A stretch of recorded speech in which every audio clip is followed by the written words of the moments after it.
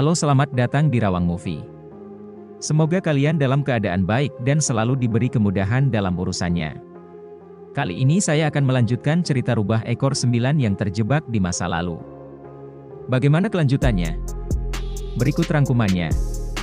Episode 3 ini diawali dengan rombongan tentara Jepang mengunjungi tempat Hong Jun. Sang komandan menyiksa salah satu pelayan karena tidak mau melayaninya. Hong Jun yang melihat kejadian itu lalu menawarkan diri untuk menggantikan pelayannya itu, dia bahkan rela melakukannya dengan gratis. Tapi dengan syarat, Pak Komandan ini harus bisa menang dalam kompetisi minum alkohol. Pak Komandan menerima tantangan Hong Jun, tapi dia membuat aturan, di mana Hong Jun akan bertanding minum melawan anak buahnya. Dan jika Hong Jun kalah, maka Hong Jun harus melayaninya, dan dia juga akan memotong tangan pelayan wanita tadi. Walaupun Hong Jun harus melawan para tentara Jepang itu sendirian, namun satu persatu dari mereka pun akhirnya tumbang. Dan Hong Jun pun menjadi pemenang kompetisi.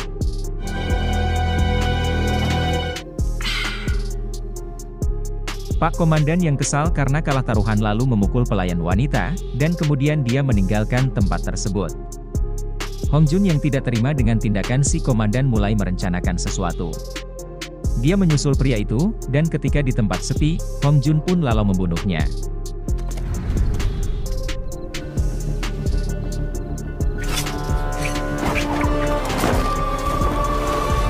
Di tempat lain di sebuah klub, Lirang sedang minum seorang diri, dia terlihat galau karena tidak ingin berpisah dengan kakaknya. Sambil minum Lirang memperhatikan seorang wanita cantik yang sedang bernyanyi. Lirang ingat jika wanita itu adalah orang yang membantunya berdandan di salon kemarin, tapi anehnya wanita itu memiliki ekor ikan. Para pengunjung klub menyadari jika wanita itu keturunan ras putri duyung, dan mereka pun mulai menggodanya. Lirang yang melihat hal tersebut lalu menghajar mereka semua.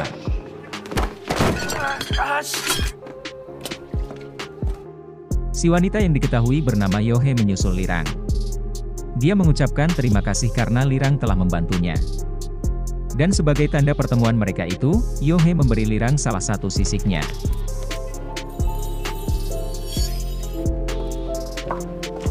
Muyong mendatangi sebuah kuil kuno, dia berencana akan membebaskan seorang gadis kecil yang tersegel di tempat tersebut. Penjaga gerbang kuil memperingatkan Muyong untuk tidak melakukan hal tersebut, dikarenakan benda yang disegel itu akan membawa kehancuran dunia jika dibebaskan.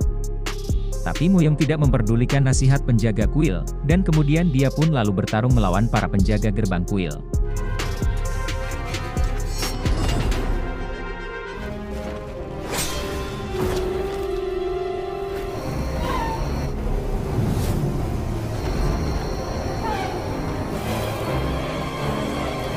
Setelah mengalahkan para penjaga kuil, Muyong membawa seorang gadis. Gadis ini dijuluki Saetani, makhluk yang selama ini tersegel di dalam kuil kuno. Siapapun yang menatap matanya, maka orang itu akan menjadi buta. Muyong melepaskan penutup mata Saetani, kemudian dia menyuruh gadis itu mendatangi Leon. Saetani menuruti perkataan Muyong, karena kebetulan gadis kecil itu juga memiliki dendam dengan Leon. Ketika sedang tidur Leon seperti mengalami mimpi buruk, dan ketika dia terbangun, tiba-tiba dia dikagetkan dengan kemunculan gadis kecil di depannya. Leon segera bangkit dari tempat tidurnya, namun gadis itu telah hilang dengan misterius. Keesokan paginya ketika Leon bertemu Hong Jun, tiba-tiba dia merasa ada yang salah dengan penglihatannya. Leon merasa jika keadaan di sekitar tiba-tiba menjadi gelap. Hong Jun lalu mendekati Leon, tapi tiba-tiba Muyong datang menebaskan pedangnya. Untung saja dengan cepat Hong Jun menyelamatkan Leon. Tapi Hong Jun merahasiakan dari Leon jika orang yang ingin membunuhnya itu adalah Muyong.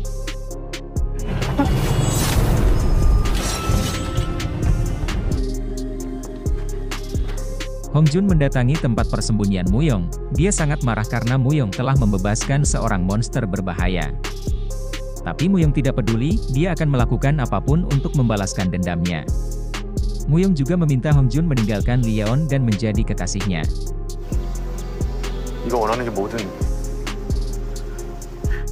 Untuk sementara Shinju menutup mata Leon dengan kain. Dia akan melakukan metode pengusiran setan untuk menyembuhkan mata tuannya tersebut.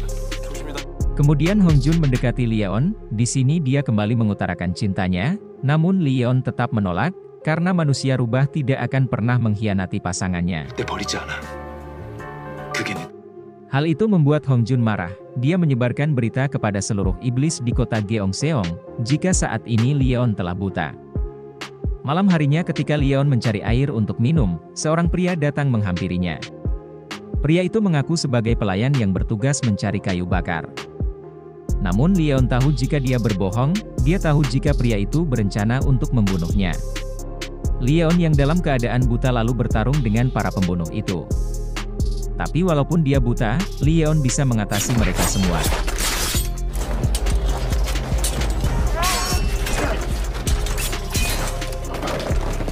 Hongjun yang memperhatikan dari jauh lalu menyalakan musik untuk mengganggu pendengaran Leon.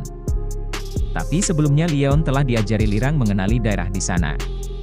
Leon kemudian mematikan lampu, lalu kemudian menghabisi mereka semua.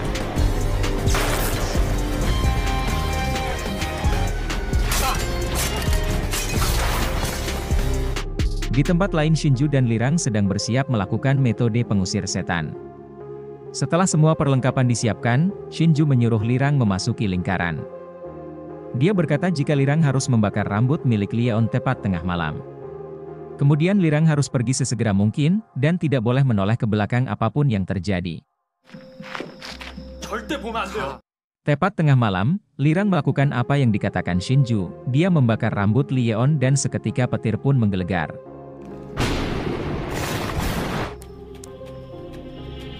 Lirang kemudian bergegas meninggalkan tempat tersebut, tapi ketika dia tiba di tempat Hongjun, tiba-tiba seseorang menyerangnya, yang membuat dia seketika pingsan. Begitu juga dengan Shinju, saat dia melihat jika ritual yang dilakukan Lirang berhasil, dia juga diserang hingga pingsan, dan orang yang melakukan itu semua adalah Muyong. Di tempat lain, Sunwoo mengunjungi sebuah butik dan bertemu dengan seorang wanita tua. Di sana Sunwoo memberitahukan jika akan ada bom yang dikirim dari Shanghai, dan rencananya bom itu akan disimpan di sana. Tapi rencana mereka itu diketahui oleh anak buah Jenderal Kato. Hongjun dipanggil menghadap Taluipa, dia dihukum karena telah membunuh komandan Jepang sebelumnya. Namun Hongjun tidak menyesali perbuatannya itu, dia juga memberitahu Taluipak jika sekarang Muyong telah kembali. Hal itu membuat Taluipak kaget, karena seharusnya Muyong masih tersegel menjadi batu. Dia penasaran siapa orang yang telah membebaskan Muyong. Setelah menghabisi para pembunuh sebelumnya, Leon mendapatkan sebuah kiriman anak panah. Pada anak panah itu tergantung jam tangan Lirang dan sapu tangan milik Shinju. Tapi Leon tidak bisa membaca pesan yang ditulis di sana. Leon meminta bantuan gadis kecil untuk membacakan isi pesan tersebut. Dia tidak tahu jika gadis kecil itu adalah Saitani, orang yang telah membuatnya buta. Saitani membacakan pesan yang ditulis itu, di mana saat ini Lirang dan Shinju sedang dalam bahaya. Pengirim pesan meminta Leon harus mengunjungi sebuah kuil kuno jika ingin menyelamatkan mereka. Leon kemudian meminta gadis kecil itu mengantarnya ke kuil kuno tersebut. Tapi begitu tiba di tengah hutan, Muyong menyerang Leon dengan panah.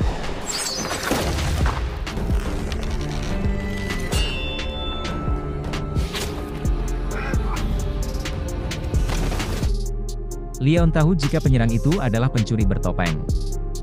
Dia lalu menyerah dan memberikan pedangnya, tapi ternyata itu adalah jebakan, karena tidak semua orang bisa memegang pedangnya tersebut. Sementara itu, saat ini Lirang dan Shinju diikat dalam sebuah sumur, yang saat ini berusaha melepaskan ikatan mereka untuk keluar dari sumur. Tapi mereka berdua mulai kehabisan tenaga, Lirang lalu mengorbankan diri untuk membantu Shinju agar tetap bisa bertahan. Tapi tanpa diduga sisik yang diberikan Yohei sebelumnya bersinar, dan pada saat bersamaan Yohei merasakan jika Lirang dalam bahaya. Leon akhirnya tiba di kuil kuno. Leon berteriak meminta agar penglihatannya dikembalikan. Gadis kecil Saitani berkata jika itu disebabkan kesalahan Leon sendiri, karena sebelumnya Leon telah melanggar sumpahnya. Leon kebingungan dengan apa yang dikatakan Saitani. Tapi ketika lonceng gadis itu berbunyi, Leon dibawa ke penglihatan masa lalu. Di mana saat dulu Leon masih menjadi dewa gunung, dia memberikan sebuah lonceng kepada seorang gadis kecil, sebagai hadiah karena gadis itu telah menyelamatkan seekor ikan. Saat itu Leon bersumpah akan mengabulkan satu permintaan gadis kecil tersebut. Gadis kecil itu dulunya memiliki saudara kembar. Karena mereka sangat miskin dan tidak memiliki makanan, ayah mereka lalu menjual kembarannya kepada seorang wanita pengikut sekte sesat. Gadis kecil ini yang kasihan melihat kembarannya, lalu menggantikan kembarannya itu. Tapi ternyata dia dijadikan tumbal dan dikunci dalam sebuah peti. Dalam keadaan sulit itu dia meminta bantuan Leon, tapi hingga dia meninggal Leon tidak pernah datang membantunya. Leon sangat merasa bersalah atas apa yang menimpa gadis itu. Tapi saat itu dia sudah tidak menjadi dewa gunung lagi karena memilih hidup bersama manusia. Leon meminta maaf, dia juga ingat jika nama gadis itu adalah Zalea. Setelah mengatakan permintaan maafnya, dan Leon juga mengingat nama gadis kecil itu, secara ajaib penglihatan Leon kembali pulih. Leon memasuki kuil dan menghancurkan peti mati yang menyegel Zalea selama ini. Dia lalu berkata jika mulai sekarang Zalea tidak perlu lagi menjadi Saitani. Zalea berterima kasih karena Leon telah membebaskannya. Dia memberitahu jika Lirang dan Shinju dikurung di dalam sebuah sumur. Dan setelah itu tubuh gadis kecil itu pun lenyap. Leon segera menuju sumur tersebut. Di sana dia mengangkat Shinju naik ke atas, tapi saat ini Lirang sudah tenggelam dalam keadaan tangan terikat. Untung saja Yohei datang menyelamatkannya.